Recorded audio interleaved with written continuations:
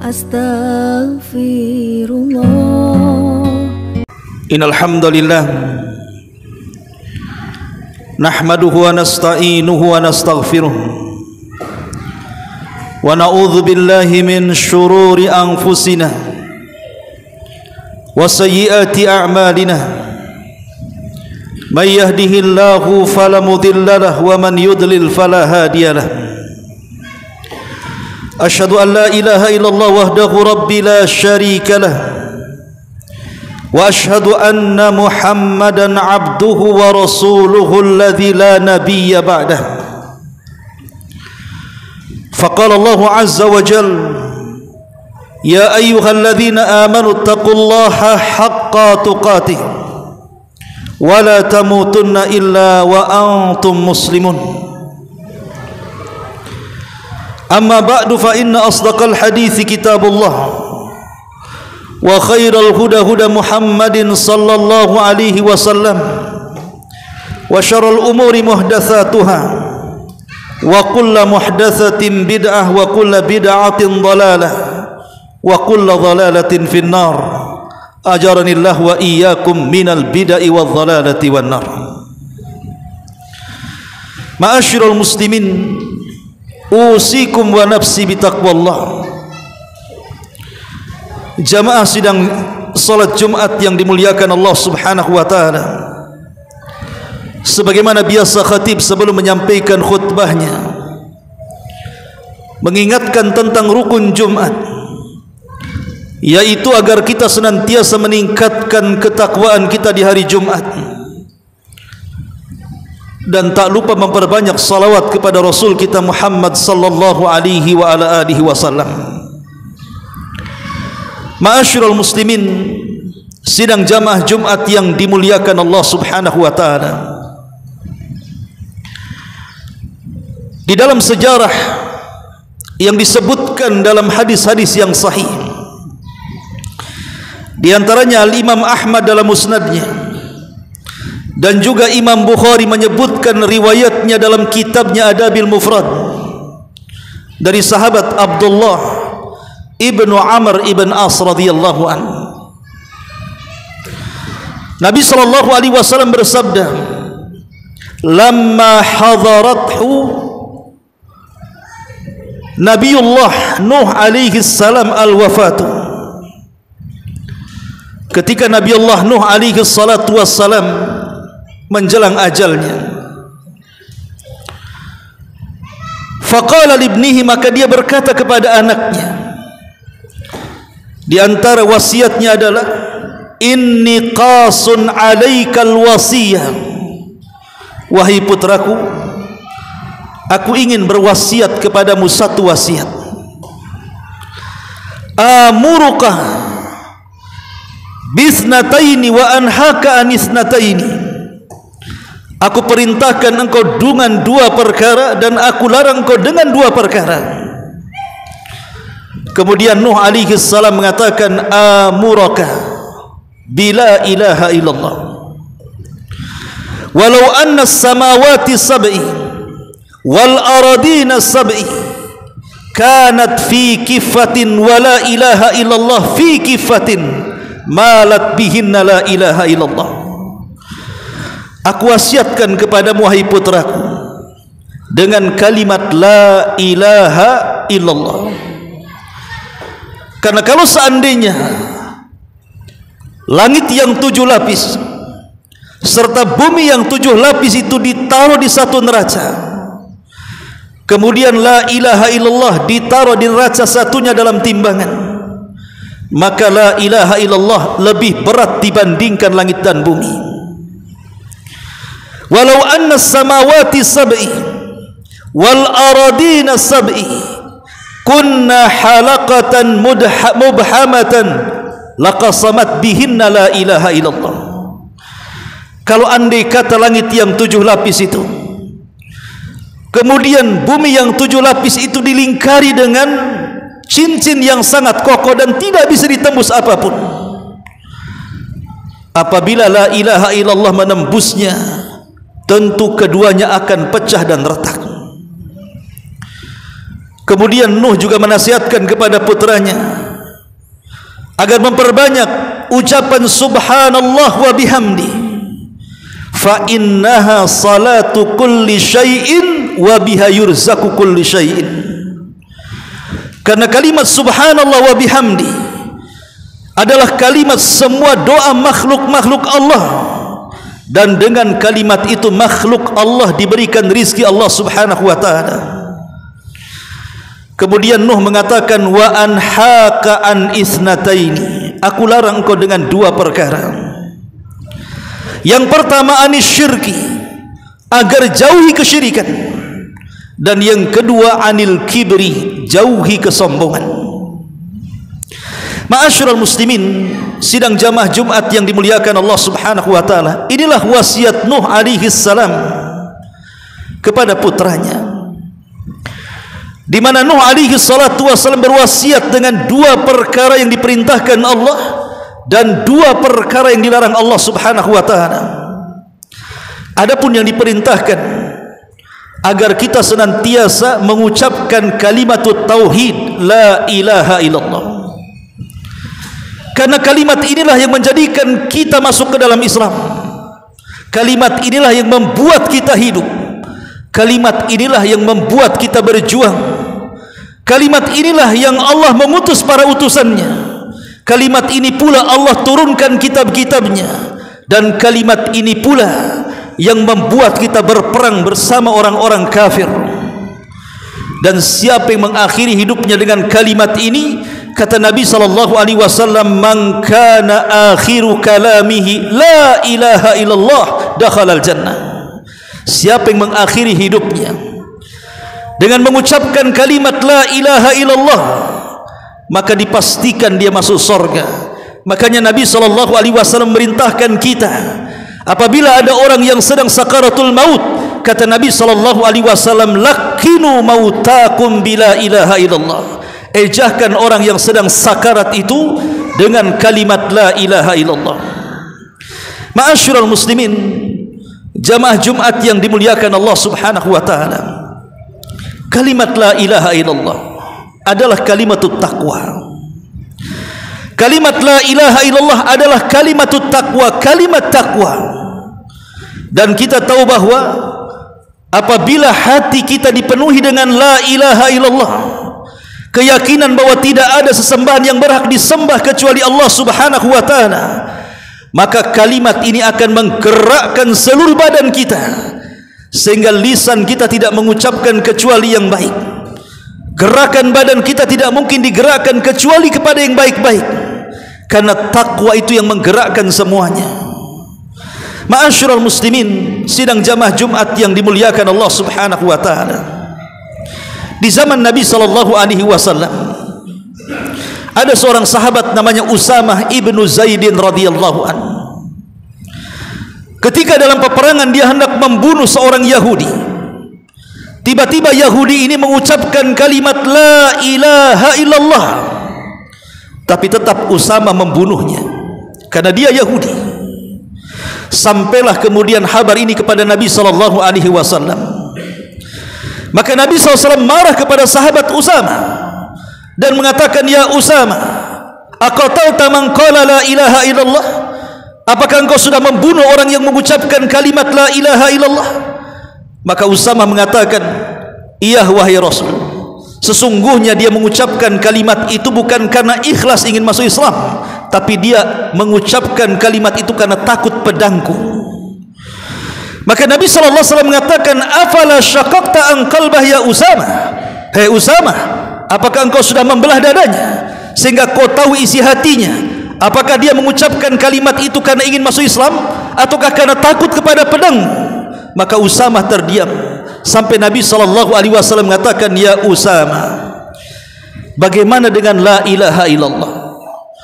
Kelak pada hari kiamat ketika dia datang menghadap Allah, kemudian mengatakan engkau membunuh orang yang mengucapkannya.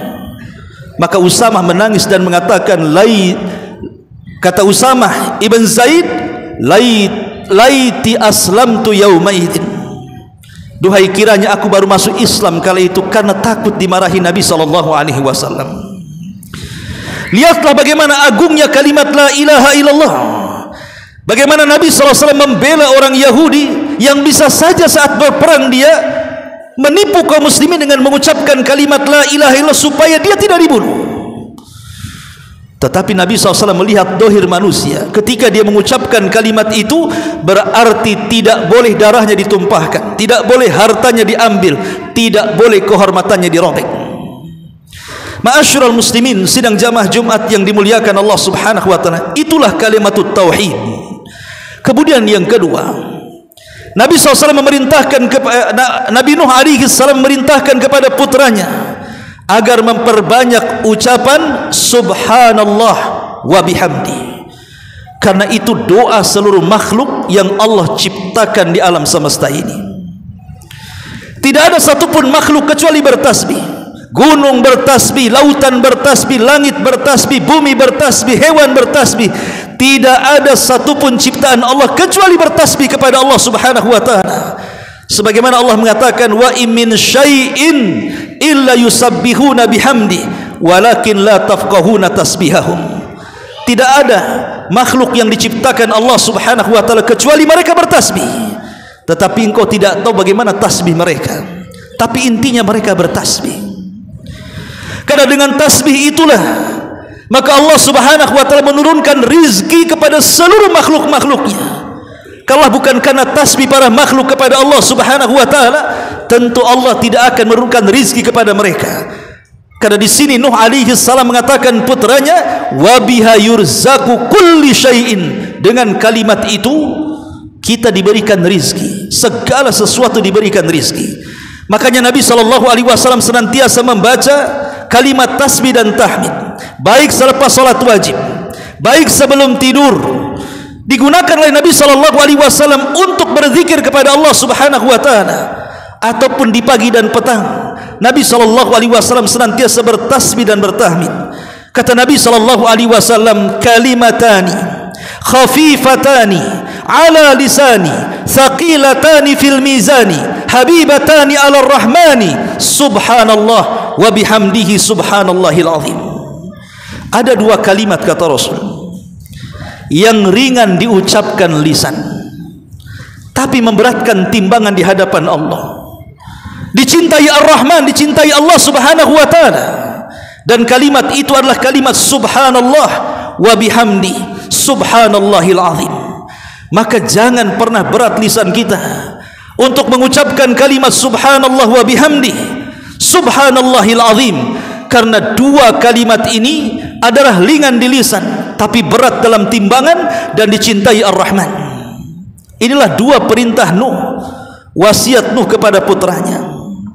Kemudian Nuh alaihi salatu wassalam mewasiatkan kepada putranya dengan dua larangan. Yang pertama kata Nuh alaihi salatu wassalam, wa anhaka an isnataini anis syirki wa anil kibri. Dan aku larang kepadamu wahai putraku, jangan sekali-kali melakukan kesyirikan, dan jangan sekali-kali engkau sombong di hadapan manusia. Ma'asyiral muslimin yang dimuliakan Allah Subhanahu wa taala, tidak ada satupun para nabi yang diutus oleh Allah Subhanahu wa taala sejak Adam alaihi salatu wasalam sampai nabi dan rasul yang terakhir Nabi kita Muhammad sallallahu alaihi wasallam, kecuali memperingatkan umatnya agar jangan melakukan kesyirikan. Allah Subhanahu wa taala berfirman, wa laqad ba'atsna fi kulli ummatin rasulan an ibudullah wajtanibut taghut. Dan sungguh kami utus pada tiap-tiap umat ini seorang rasul, di mana tugas rasul ini menyerukan kepada umatnya, sembahlah Allah alias tauhidkan Allah, dan jauhi sesembahan selain daripada Allah alias kesyirikan. Itu yang disebut dengan tauhid. Jadi tidak ada satupun nabi kecuali memperingatkan umatnya dari bahaya kesyirikan. Karena orang kalau sudah terjerumus kepada kesyirikan, maka tidak akan diampuni dosa-dosanya kecuali kalau dia bertobat sebelum kematiannya. Innallaha la yaghfiru an yushraka bihi wa yaghfiru ma duna dzalika liman yasha. Allah tidak akan mengampuni dosa kesyirikan, dan Allah hanya mengampuni dosa selain itu. Bahkan Nabi sallallahu alaihi wasallam mengatakan, Kalau seandainya hamba Allah itu berjumpa dengan Allah Subhanahu wa ta'ala dan dia membawa segudang dosa, asal dia tidak menyekutukan Allah Subhanahu wa ta'ala, maka Allah Subhanahu wa ta'ala akan datang dengan segudang ampunan. Maknanya kalau dia datang menghadap Allah walaupun amalannya segudang, tapi kalau dia menyekutukan Allah, maka amalan itu percuma. La in asyrakta la yahbatanna amaluka wa la takunanna minal khasirin. Kalau engkau melakukan kesyirikan ya Muhammad, hancur lebur amalanmu dan engkau termasuk orang yang rugi. Kalau seorang nabi saja yang jelas-jelas diampuni dosanya yang telah, yang sedang dan yang akan datang, seperti Rasul kita Muhammad sallallahu alaihi wasallam, sampai melakukan kesyirikan, maka Rasul pun tidak selamat. Karena Allah mengatakan kalau engkau wahai Muhammad melakukan kesyirikan, maka hancur lebur amalanmu dan engkau termasuk orang-orang yang merugi. Dan kesyirikan hari ini luar biasa, mulai daripada syirik kecil sampai syirkul akbar, menyebar di masyarakat kaum muslimin. Berjamurnya dukun-dukun, paranormal, bomo-bomo dan yang semacamnya. Kemudian orang yang percaya dengan tangkal-tangkal dan jimat. Kemudian orang-orang yang mengaku sok tahu yang gaib. Kemudian orang-orang yang percaya dengan khurafat. Kemudian orang-orang yang meminta ke kuburan, meminta ke tempat-tempat keramat. Di era modern ini, rupanya mereka masih ada juga yang datang-datang ke tempat-tempat yang di situ tidak mendatangkan manfaat ataupun mencegah madarat. Ma'asyiral muslimin yang dimuliakan Allah Subhanahu wa ta'ala, maka jauhi kesyirikan. Sampai-sampai Luqmanul Hakim mengatakan kepada anaknya, ya bunayya la tusyrik billahi inna syirka la zulmun adzim. Wahai putraku, jangan melakukan kesyirikan, karena syirik itu sezalim-zalimnya kezaliman. Dan yang terakhir, Nuh mewasiatkan anaknya anil kibri, jauhi kesombongan. Ketika sahabat datang kepada Nabi sallallahu alaihi wasallam dan mengatakan, ya Rasulullah, inna syirka qad arafna. Rasul, syirik kami sudah tahu. Lalu apa itu sombong? Apa itu al-kibr? Apa itu sombong wahai Rasul? Apakah kalau seseorang memakai pakaian yang indah itu disebut sombong? Kata Rasul, la, tidak. Apakah kalau orang kemudian memakai sandal yang bagus itu dikatakan sombong? Kata Rasul, tidak, karena sombong bukan di kaki dan di badan. Apakah kalau orang memiliki kendaraan yang bagus, yang mewah, yang megah itu sombong? Kata Rasul, tidak. Apakah kalau orang memiliki kawan, yang kawan ini mungkin bisa kita banggakan, itu sombong? Kata Rasul, tidak. Kemudian sahabat mengatakan, kalau begitu apa itu sombong wahai Rasul? Maka Rasul mengatakan, sombong adalah safahul haq wa ghamdun nas. Sombong itu ketika orang menolak kebenaran dan merendahkan orang lain. Itulah sombong. Di zaman Nabi SAW ada orang yang makan dengan tangan kiri. Kemudian Nabi SAW menasihati, kul biyaminik, makan kau dengan tangan kananmu. Belum dicoba dia mengatakan mastata'tu ya Rasul, aku tidak bisa. Belum dicoba dia sudah mengatakan aku tidak bisa. Maka Rasulullah SAW mengatakan mastata'ta abada, kalau begitu engkau tidak bisa mengangkat kedua tanganmu selamanya, karena engkau mengatakan seperti itu tidak lain karena kesombongan. Akhirnya orang ini tidak bisa mengangkat kedua tangannya, Allah setrukkan kedua tangannya karena dia menolak nasihat Rasul. Kata Rasul, makan dengan tangan kananmu, dia mengatakan tidak bisa, padahal belum dicoba. Itulah kesombongan. Itulah kesombongan ketika kita memberikan nasihat, ini Al-Quran, ini sunnah Rasul, dia mengatakan aku tidak terima. Ma'asyiral muslimin yang dimuliakan Allah Azza wa Jalla. Ataupun kata Rasul, wa ghamdun nas, merendahkan orang lain. Itulah sombong. Merasa dia pejabat kemudian merendahkan bawahannya, merasa dia pemimpin kemudian merendahkan rakyatnya, merasa dia kiai, dia ustaz, dia tuan guru, dia bisa merendahkan jamaahnya. Naudzubillah. Ma'asyiral muslimin yang dimuliakan Allah Azza wa Jalla, Islam tidak pernah membeda-bedakan siapapun. Islam adalah agama yang menyamakan siapapun. Islam hanya membedakan seseorang itu hanya dari ketakwaannya kepada Allah Subhanahu wa taala. Kata Nabi sallallahu alaihi wasallam, la fadla bainal arabi wal ajam walal aswad alal ahmar illa bitaqwallah. Tidak ada bedanya Anda kulit hitam, Anda kulit merah, Anda kulit putih, Anda Arab atau Anda non-Arab, semuanya sama di hadapan Allah. Yang membedakan adalah ketakwaan dia kepada Allah Subhanahu wa taala. Inna akramakum indallahi atqakum. Sesungguhnya orang yang paling mulia di antara kalian adalah orang yang bertakwa kepada Allah Subhanahu wa taala. Aqulu ma tasmaun, aqulu qauli hadza wastaghfiruhu innahu huwal ghafurur rahim.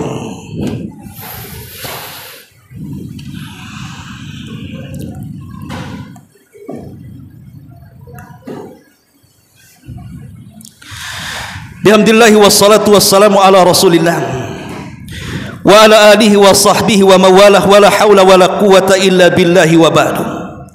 Ma'asyiral muslimin, ittaqullaha haqqa tuqatih wa la tamutunna illa wa antum muslimun. Dari uraian pada khutbah pertama, kita tahu bahwa pentingnya wasiat sebelum kematian kita. Apalagi sebelum mati kita memiliki hutang kepada si fulan atau kepada si alan. Kita memiliki janji kepada si fulan ataupun si alan. Maka wajib kita berwasiat. Katakan kepada anak kita sebelum mati kita bahwa saya punya hutang kepada fulan dan fulan, tolong bayar. Aku pernah berjanji ini dan itu, aku pernah bernazar ini dan itu. Maka wasiat seperti ini hukumnya wajib. Tapi di sana ada wasiat sunnah. Berwasiat kepada keluarganya sebelum matinya agar jangan sampai meninggalkan salat, agar jangan sampai meninggalkan amal saleh. Sebagaimana Nabi sallallahu alaihi wasallam saat detik-detik wafatnya, Rasul sallallahu alaihi wasallam berwasiat kepada kita, as-salatus salah wa ma malakat aymanukum. Jaga salat, jaga salat. Jaga oleh kalian salat, jaga oleh kalian salat. Sampai-sampai Umar bin Khattab radhiyallahu an juga berwasiat sebelum wafatnya, mengatakan kepada seseorang, la hadda fil Islam liman tarakas salat. Tidak ada bagian dalam Islam bagi orang yang meninggalkan salat. Maka berwasiatlah kepada anak-anak kita dengan wasiat yang baik sebelum kematian kita. Karena terkadang wasiat itu akan terngiang-ngiang di anak kita kalau dia sudah dewasa, bahwa ayahnya pernah menasihati agar dia tidak boleh meninggalkan salat, agar dia senantiasa bersedekah, agar dia senantiasa menjadi anak baik. Wasiatkan dari sekarang supaya itu akan menjadikan baik keturunan kita. Mudah-mudahan khutbah yang singkat bermanfaat. Innallaha wa malaikatahu yusalluna 'alan nabi. Ya ayyuhalladzina amanu sallu 'alaihi wa sallimu taslima.